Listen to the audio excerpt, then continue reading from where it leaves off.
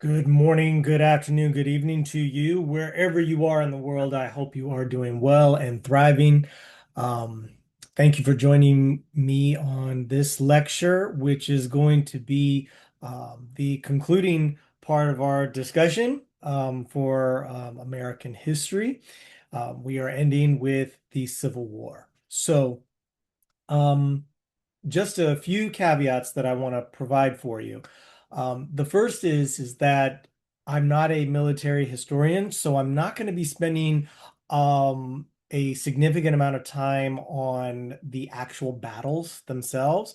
You did see in my previous lecture that I did talk about the bombardment on Fort Sumter in 1861, which is essentially the opening to the Civil War.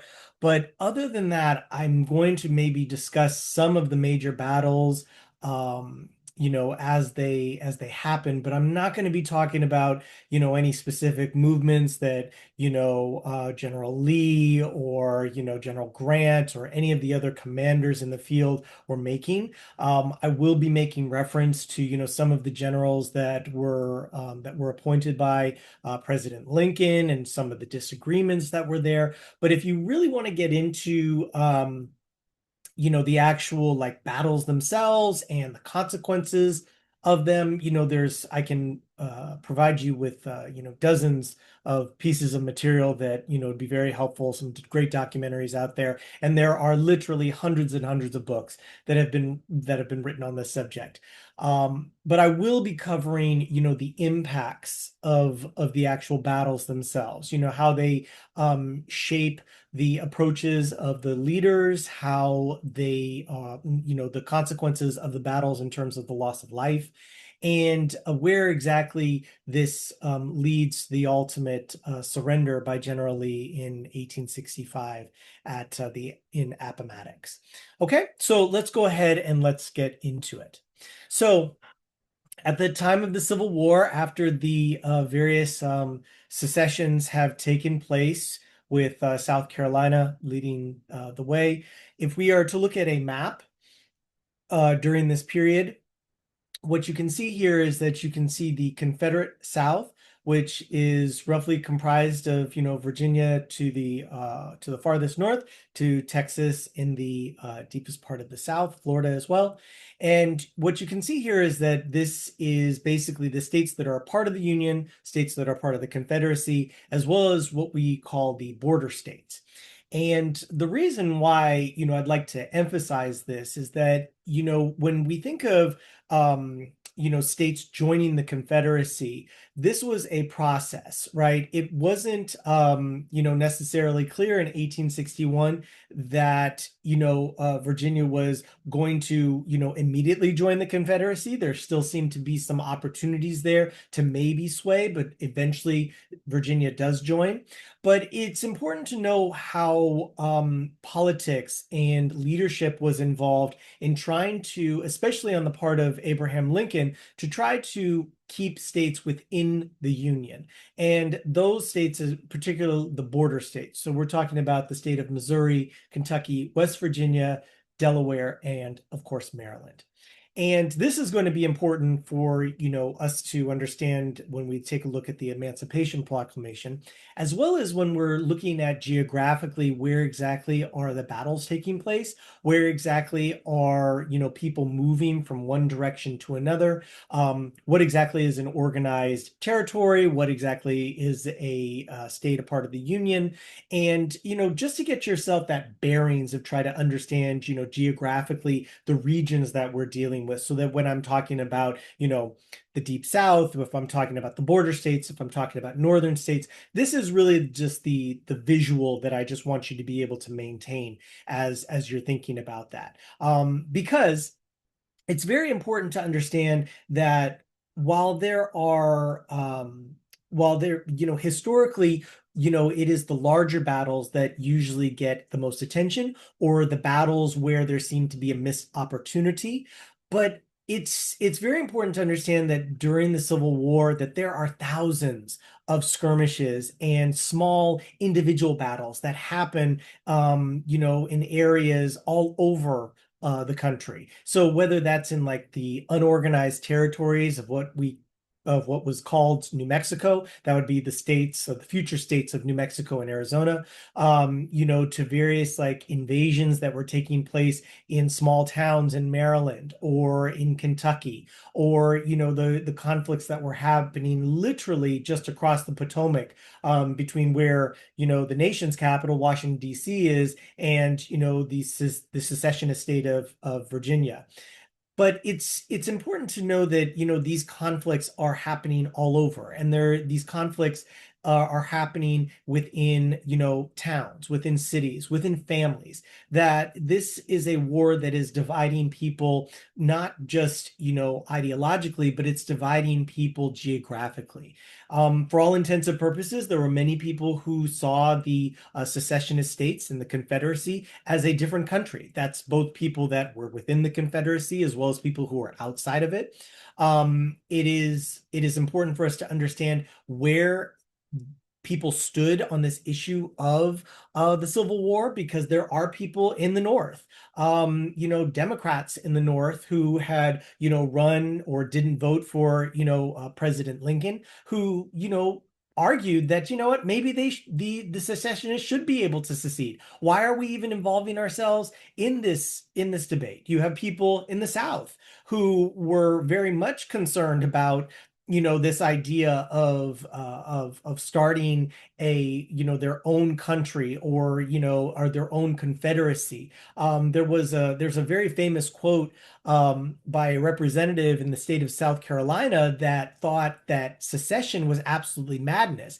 And the quote goes something like this. I am paraphrasing, but it's essentially like this: that South Carolina is too small to be a country, and it's too large to be an insane asylum, right? Basically critiquing this idea that how exactly can the state of South Carolina be its own country, right? How can the Confederacy itself, be able to survive? And even the vice president of the Confederacy, a man by the name of Alexander Stevens, he even thought that, to have an entire country, an entire group of states organized around an issue of slavery seems to be a rather shaky foundation on which to build and to maintain a country. So, it's very important just to understand, without us going into so many details, that there are multiple perspectives on this war, and that there are multiple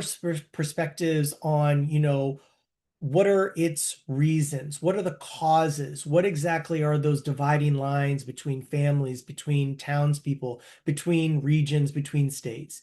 But for our purposes here, what I'd like to at least just be able to get you to understand is that for those people, those leaders, if we're looking at people like President Lincoln, if we're looking at, President Jefferson Davis of the Confederacy, what we can see here is we can see, perspectives in terms of why the war is being fought.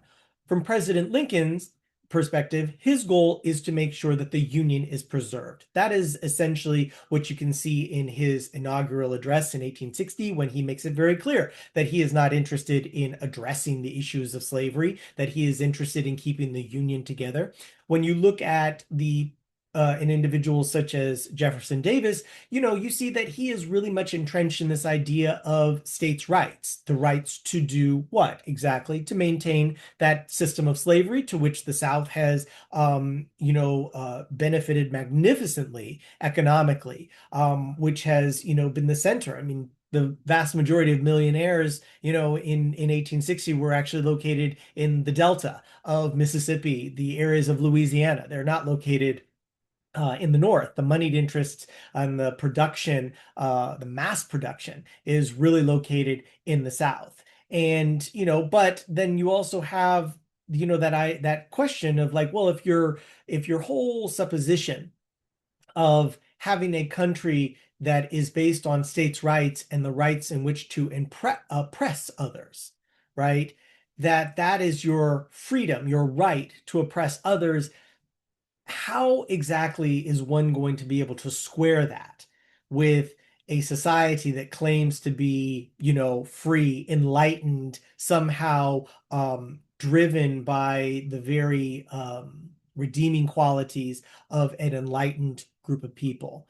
And it can't, right? It's not going to. So as we look at this conversation, what we're going to see is how those ideas are going to be manifested in actual behaviors and thought processes, and ultimately will be really on display at the surrender in 1865 with the terms of surrender and the agreement between General Ulysses S. Grant and General Robert E. Lee. Okay, so let's go ahead and let's take a look at some of these issues. So as I've already mentioned, when we look at, unions, the border states, the Confederacy, take a look at the composition, take a look at the issues that are really driving them home. You really have the Union, preserving the Union is the goal. When you look at the border states, these are states that really have an interest in both slavery as well as the interests in the North, right? They have economics and social ties to both regions, to both the North and the South,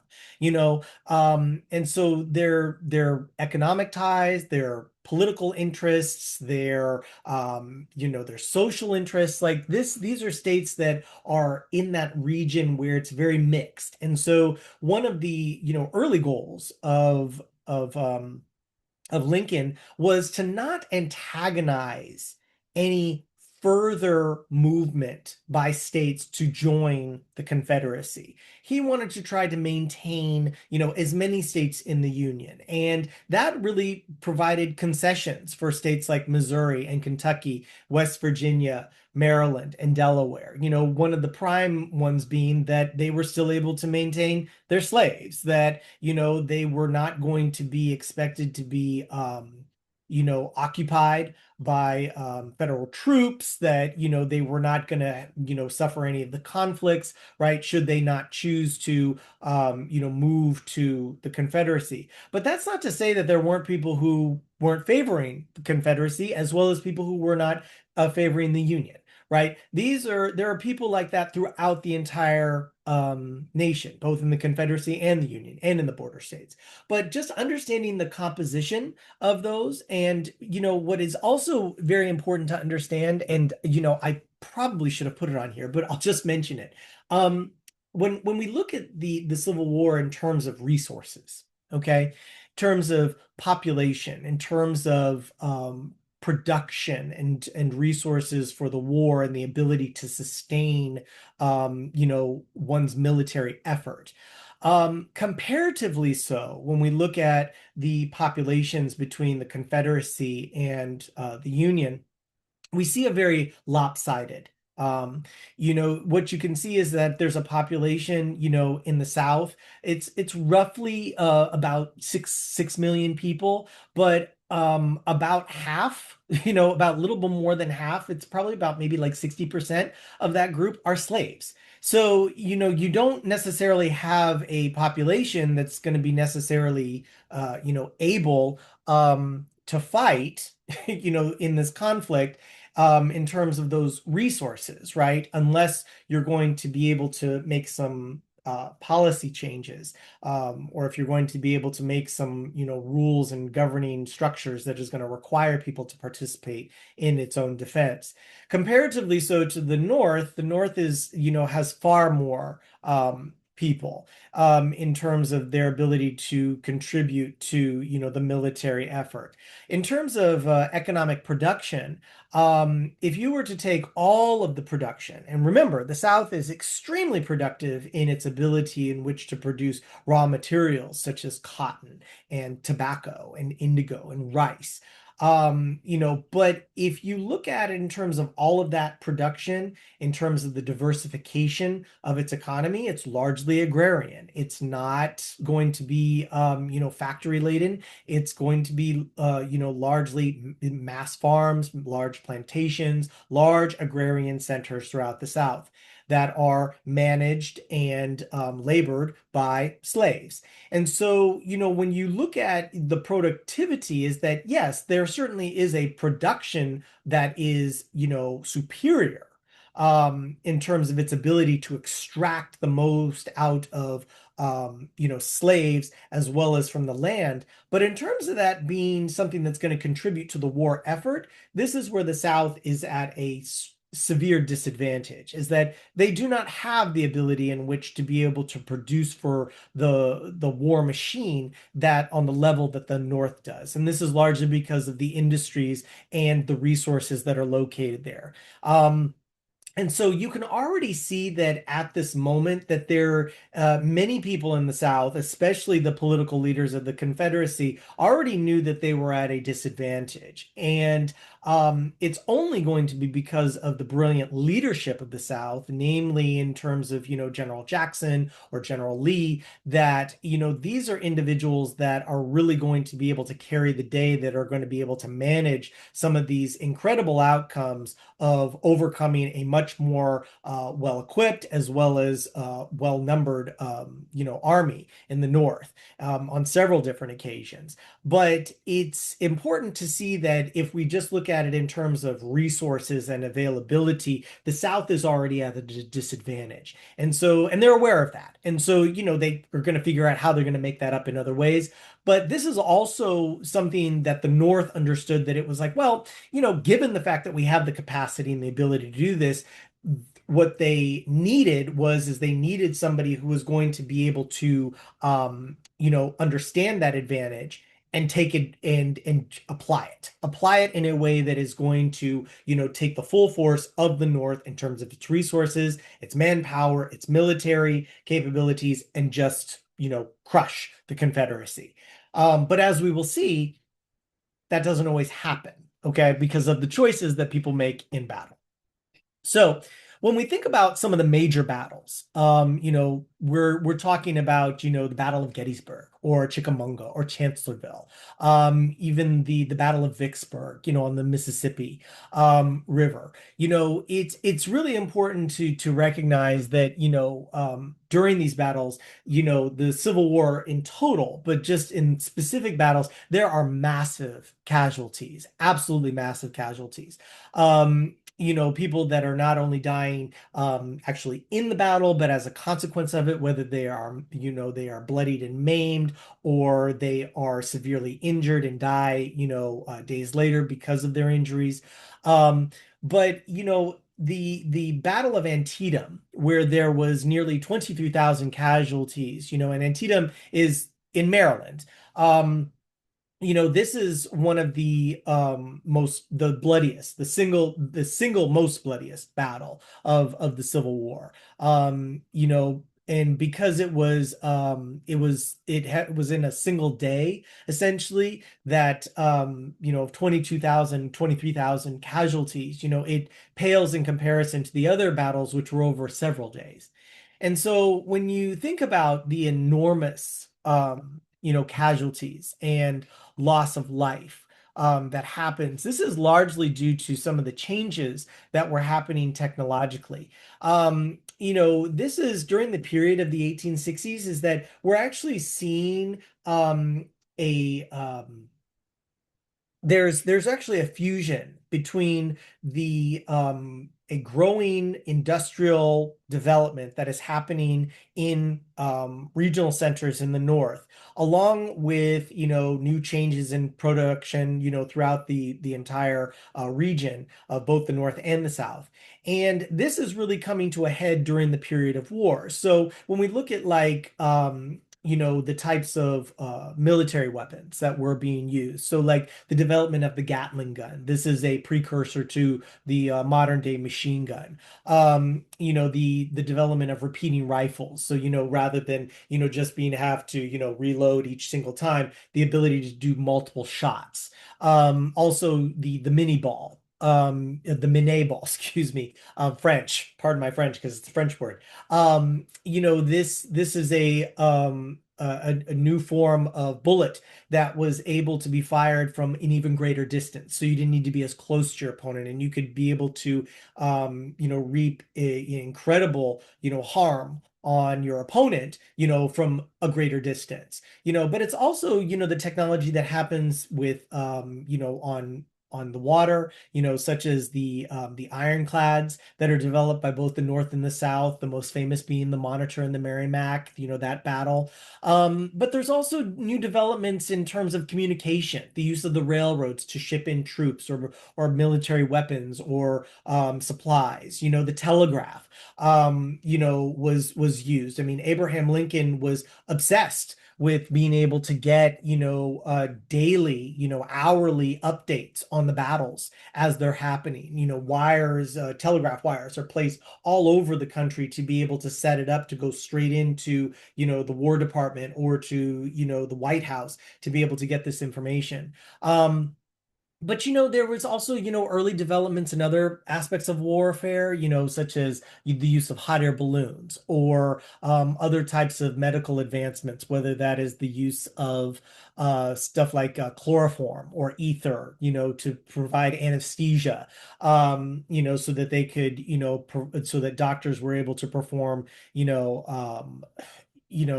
use of surgeries, because of devastating war wounds, mostly what you would call, basically cutting off arms and legs, and providing artificial limbs, to wounded veterans. So that there was the ability to, put people, essentially back together in a very rough, type of way. But these technologies are also contributing to massive casualties. Massive casualties on both sides. I mean, we're looking at, a total of casualties, it's well over 600,000 for the Union and, close to almost 500,000 for the Confederates. And this is just what we have documented as well as, theorized. What's fascinating is to see, the states that, have the greatest amount of casualties.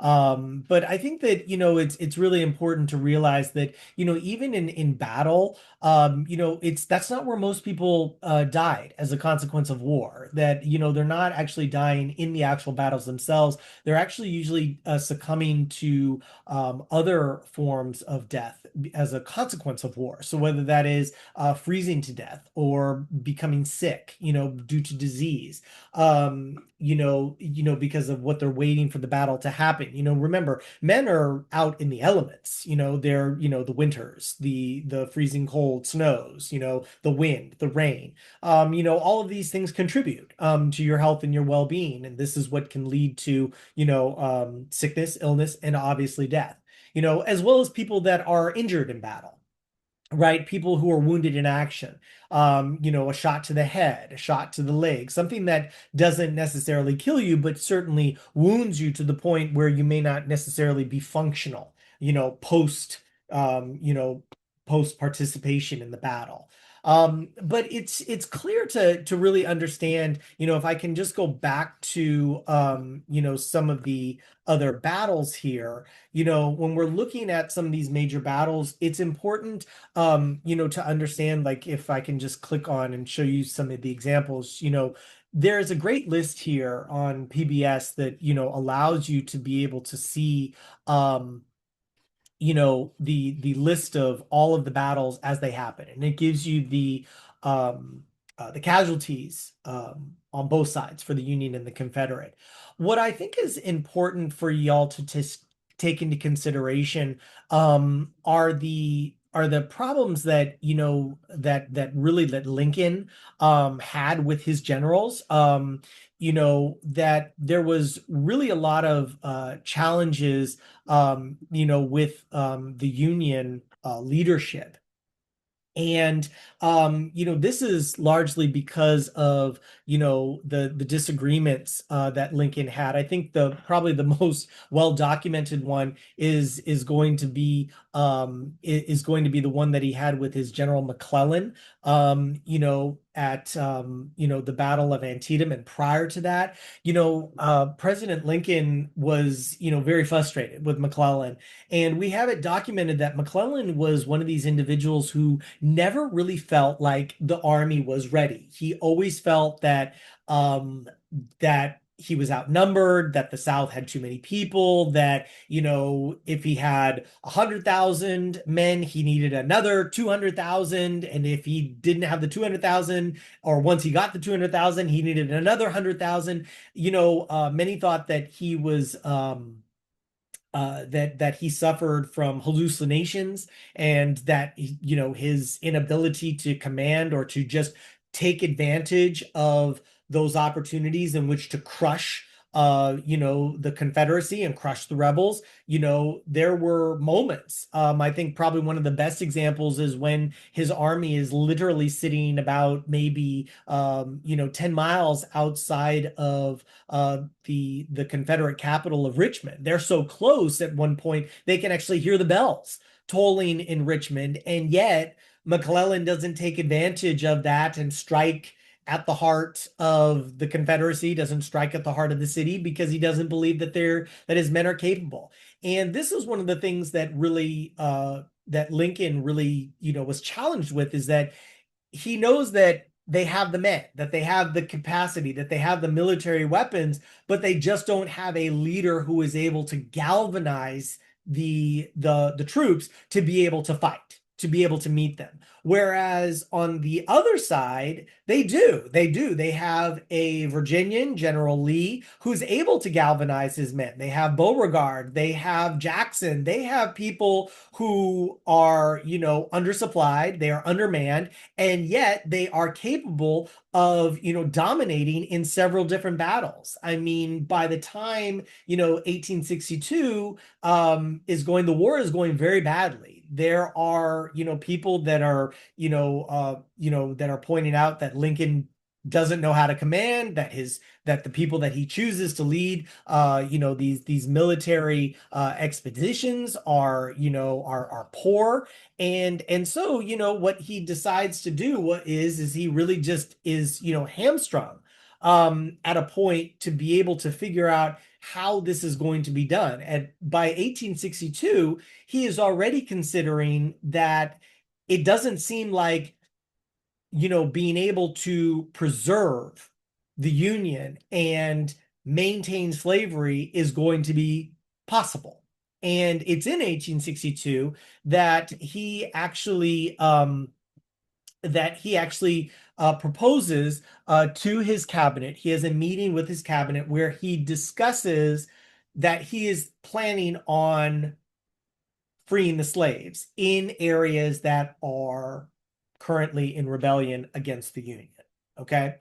Now, when he brings this up to his cabinet, they're pretty much shocked. Okay. They're like, well, really, because you hadn't campaigned on this. This wasn't your goal from the start. You said it was to preserve the Union. You said that you were trying to just contain slavery. You didn't want to see it expand. And now you're talking about ending slavery. And it really has to do with the fact that Lincoln, comes to the conclusion that this war and that this country can't endure with two systems. That, as he said early on, before he became president, that this country is either going to be all of one thing or all of the other. It can't be both.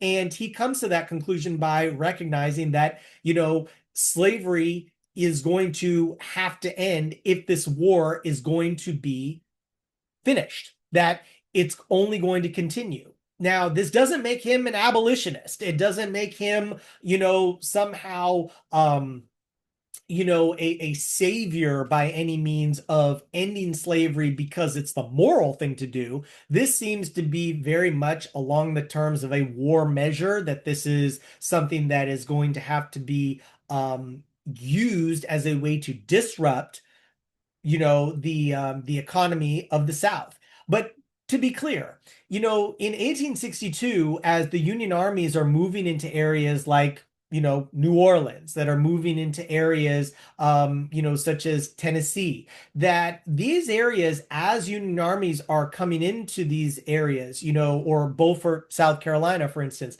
as the Union army is moving into these regions, people who owned slaves, people who owned these plantations, these people are leaving, right? They're fleeing for, for other areas. because of the fear that they are going to be, attacked, that they're going to be arrested. I mean, there are many examples of, Union troops going in and basically looting towns that they take over, looting, homes and mansions. But there is a question of what to do with the slaves at that point. At the time before the Emancipation Proclamation, Lincoln was still offering that, any slave that, makes it to a Union controlled area, that at first they were to be sent back, but this is really pushed back by people like General Butler, who is an individual who's like, well, we don't have to follow the Fugitive Slave Act because let me tell you why. Virginia and Georgia and Alabama, they're all in a different country. And if they're a different country, the Fugitive Slave Act doesn't apply to them because that only applies to people who are in the Union. Lincoln, for his part, was still offering, $400 for, as repayment to people who claimed that their slaves had run away. Even at the time of his thinking of the Emancipation Proclamation, he was still, arguing or promoting an idea of colonization, that, emancipated slaves should be sent to somewhere in South America or to West Africa.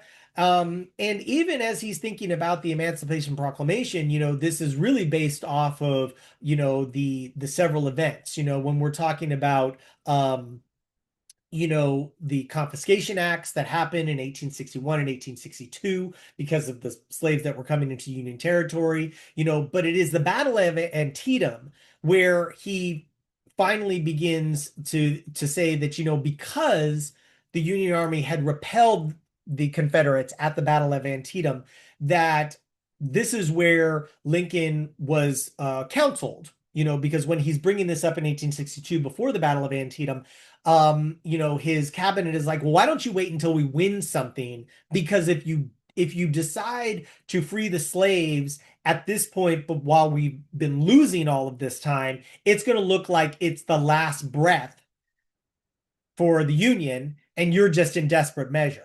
Let's wait until we win something, then you can go ahead and make the Emancipation Proclamation. So that's exactly what he does, is that he decides to announce this after the Battle of Antietam. And so the preliminary proclamation that happens is in September 22nd of 1862. And so it's a warning. It's a warning that, if the Confederate States did not rejoin the Army by January 1st, by New Year's Day of 1863, that all enslaved people in those states of rebellion would be declared free. Okay. Remember, that's a key terminology. States that are in rebellion. Okay. When the final copy is given, it says, quote, all persons held as slaves within rebellious states are here and henceforth shall be free. So this Emancipation Proclamation does not apply to the border states. So that's Missouri, Kentucky, West Virginia, Maryland, Delaware. So if you are a slave there, doesn't matter. It only, it's only, and it doesn't apply to anywhere that the that the Union Army is now located or is taken over. So slavery is still happening in areas like Louisiana. It's still happening in parts of, South Carolina where, there has been, emancipation, but that doesn't necessarily mean that there isn't slavery that's still happening. So, to look at this is that, historically, the narrative that often comes about as a result of it is that, oh, it is this great moment in American history where, finally, a leader comes to his senses on some sort of moral grounds. And that couldn't be any further from the truth, right? That while, because this was not a war that was about slavery, but now it's about slavery, right? It was essentially about keeping the Union together.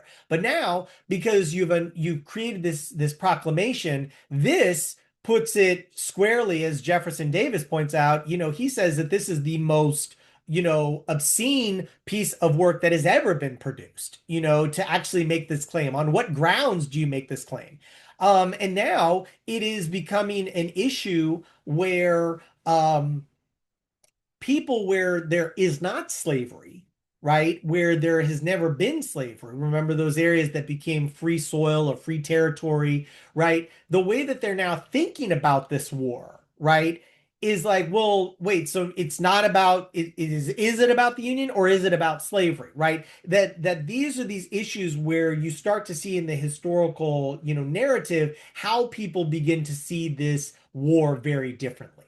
And while, yes, for a group of people, this is absolutely about freedom, right? Those are the currently enslaved or the newly emancipated, or it might be the people who are, pro-abolition, the abolitionist movement that's in the North, right? This it could be absolutely a war about freedom. But there are other people that are like, this is a war to preserve the Union, and I could care less what happens with slavery. And there's another group who is like, absolutely, we need to maintain slavery because that is the cornerstone of our entire economy, right? How else are we going to be able to function? But essentially, once that is passed and the Emancipation Proclamation, goes into effect, it is slow going and slow moving, right? It is not some sort of immediate effect, but it does have the effect in terms of disrupting, the economy of the South. And as a war measure, it does help to at least, throw a wrench into the South's ability to continue to make war. The final battles that happen, in the South, and they're listed there, really come at an expense of the South. You can see that in these battles, like if you're looking at, the Overland Campaign, where Grant is, continually pressuring Lee in Northern Virginia. If you look at the march from Sherman, by General Sherman, from, basically a march to the sea. If you look at any of these battles, I mean, these are extremely bloody. They're extremely destructive, and they're also extremely exploitative. These are battles where, men are being pitted, you know, to their very final moments, over the for over their belief system, right? Over their reasons for fighting. And but it's extremely destructive. The South, it's not just the physical casualties, it's also the casualties upon the land, the destruction of their towns, the destructions of railways, the destructions of, the ability in which to, farm, the production of the tools that are used to produce from the land. All of this is being destroyed. I mean, Sherman's march is extremely destructive. I mean, it's not just the burning of Atlanta, but all of these smaller towns across the way. I mean, looting and pillaging along the way. I mean, there's a reason why that moment, is seared in Southern, mystical ideologies about the war, right? Because of the brutality of it, right? The South is essentially becoming, a colony of the North, and this will only continue after the war when you have people coming down from the North and extracting the wealth and, completely exploiting the region. But, these final battles, really, pit, two groups together. But it was clear that, with each loss, whether it's, the battles in the wilderness or the battle at Cold Harbor, despite the incredible, losses of the Union, the South was just overrun. And, it's important, to be able to understand, the terms of the surrender, in terms of the Confederacy, in terms of its surrender, because there are letters that are sent by General Grant, to General Lee, pleading, to end this war, to abandon that. We're not trying to continue to kill. You've already lost. But Lee was just not willing, to comply. He was, it was clear that Lee was, he had a few more chances, to be able to resist, but the window of opportunity was closing. Um, and, like if you look at if you look at one of the letters, that, when General Grant realizes that General Lee's army is out of options, um, you know, um, you can see, like, in this letter here where he writes, "The result of last week must convince you of the hopelessness of further resistance on the part of the Army of Northern Virginia in this struggle. I feel that it is so, and regard it as my duty to shift from myself any further effusion of blood by asking of you to surrender the portion of the CS Army known as the Army of Northern Virginia." Grant is pleading with him, like, let's just end this, right? You have few options. Why do more people have to die, right? And when the next morning after this letter, he receives it, um, he is giving command to his other field generals, and realizes that under Confederate General John B. Gordon, that they tried to attack the Federal cavalry, but they lost, and Lee realizes that he's out of options. So you know having understood that, let me show you a short little video so you can hear what happened at that meeting and that surrender. Lee arrived at the McLean house first, magnificent in a crisp gray uniform, an engraved sword at his side. "I have probably to be General Grant's prisoner," he explained to an aide, "and thought I must make my best appearance." He waited half an hour for Grant to arrive. The Union commander wore a private's dirty jacket. His boots and trousers were splattered with mud. He had no sword. The two commanders shook hands. What General Lee's feelings were, I do not know. As he was a man of much dignity, with an impassible face, his feelings were entirely concealed from my observation. But my own feelings were sad and depressed. I felt like anything, rather than rejoicing at the downfall of a foe who had fought so long and valiantly, and had suffered so much for a cause, though that cause was, I believe, one of the worst for which people ever fought.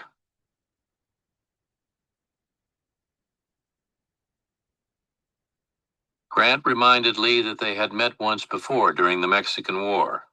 Lee said he had not remembered what Grant looked like. Our conversation grew so pleasant that I almost forgot the object of the meeting. General Lee called my attention to the object. They knew each other. Grant remembered Lee very well. Lee didn't quite remember Grant. That was understandable from the time that they were acquainted back in the early days. But I think it was the sensitivity that the two men had for each other and for the moment. Enormous dignity and yet the necessary informality. Grant not wanting to get to the point too quickly. Lee bringing him up shortly to the point of why they're together. Lee dressed in his last good uniform. Grant apologizing that he was rushing from the field and didn't have time to change. The scribe being unable to hold the pen steady and having it taken by another soldier. That, from Lee's point of view, awful moment, and from Grant's point of view, glorious moment, and yet for the two of them, a sad and quiet moment. And Lee taking his leave and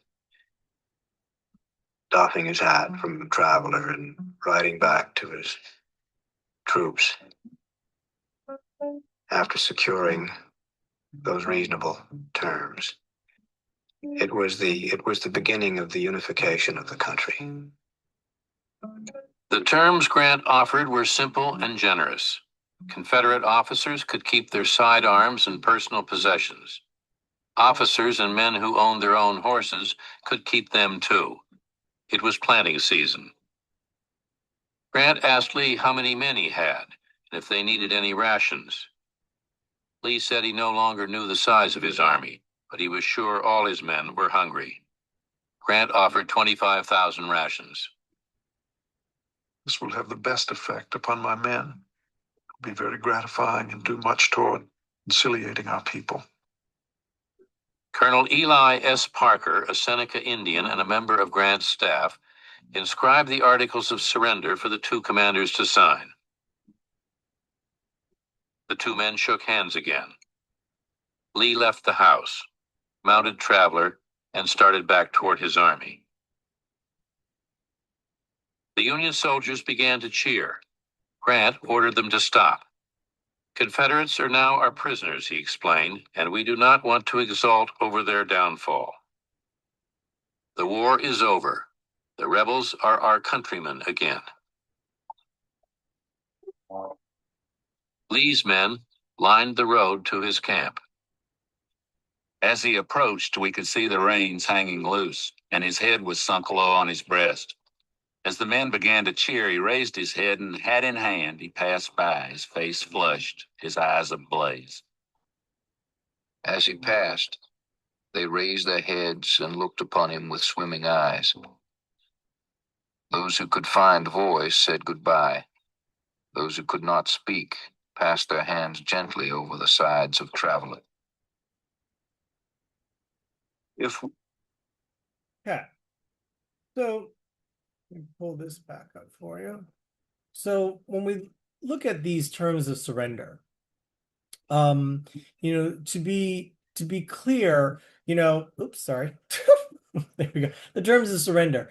What Grant is trying to do is, he's trying to make sure that, that we're trying to limit any further hostilities, after this agreement, right? We're not trying to take prisoners. We're not trying to, make or embarrass you. We just want to be able to begin this long process of healing. Now, I should mention, at the same time, while this is going on, there is actually movement in the Congress to get a 13th Amendment passed, which ends slavery, formally ends slavery. So you have the Emancipation Proclamation in 1863, but then because that is a war measure and the need to extinguish slavery from this nation, this is something that is discussed. I discussed this actually in the second part of my class because I always want to be able to give, more, attention to it. But you should know that at the same time that they are discussing, as the war is coming to a close, as the terms of surrender are, coming about, that there is the movement to be able to formally end slavery constitutionally, and that the 13th Amendment would, become binding.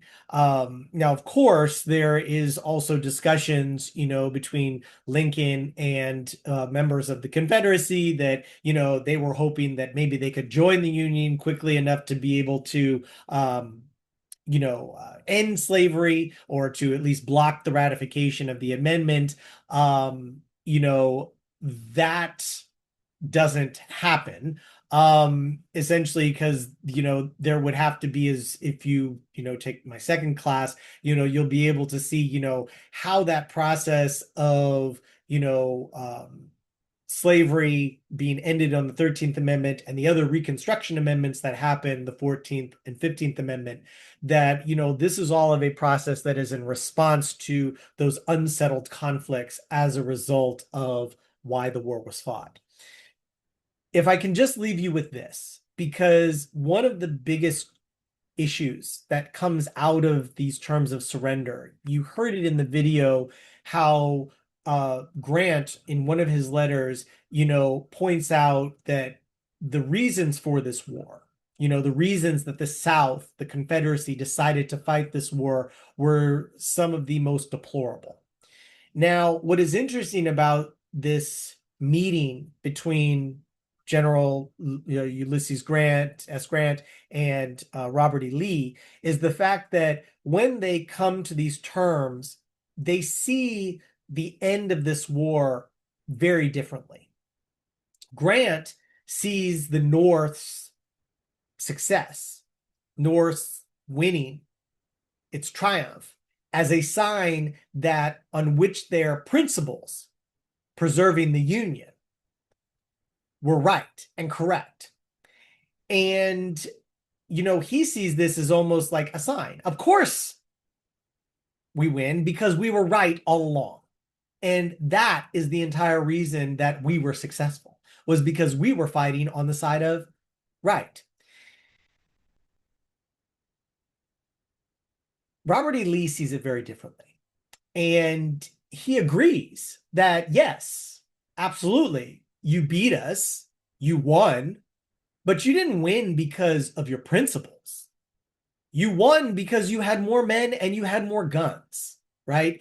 Even Alexander Stevens, who had this critique of, of the Union's victory, pointed out that, Lincoln didn't win because of ballots, because of democracy. He suspended habeas corpus. He, created a draft. He put people, in harm's way. Like the Union was held together through cannon fire and blood, not because of ideals. Now, if the argument that people want to make is that, well, it was the ideals that drove people, to fight to keep this Union, I think that is a very big generalization. And I encourage all of you to be able to look deeper than that, because the disagreements that are encapsulated in that moment between Lee and Grant are ideologies and are ideologies of difference on why they fought and why we still have very, very different ideological differences regionally in this country. Many of the differences that we still see played out, that we will see played out after the 1860s and all the way up until today, can stem from this moment where it wasn't fundamentally addressed, where there wasn't an ability to come to terms with why this war was fought and why it needed to be won. And we are still seeing those ramifications today, socially, economically, politically, and culturally. So I encourage all of you, to be able to take all that, has been discussed, not just in this lecture, but in all the lectures, and to keep reading, keep looking, keep being interested, keep being curious. Because, as I opened, the course with, that quote from Barbara Christensen, that history is lived now. If you want to truly understand where we are at this moment, why we are at this moment, how we think and feel in this moment, just look to how people thought, felt, what they did in the past. Okay? If you have any questions or concerns, feel free to reach out to me anytime.